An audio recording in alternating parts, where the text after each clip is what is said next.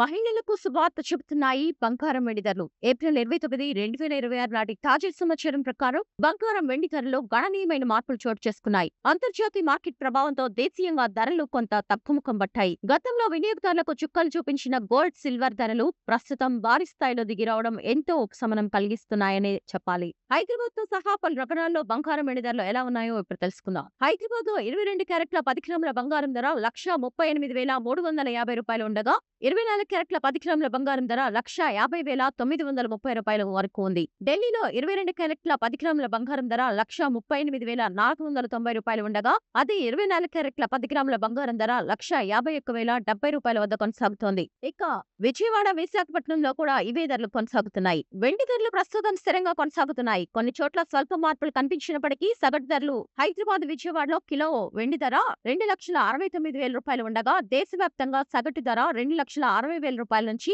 2,65,000 రూపాయల మధ్యలో ఉంది.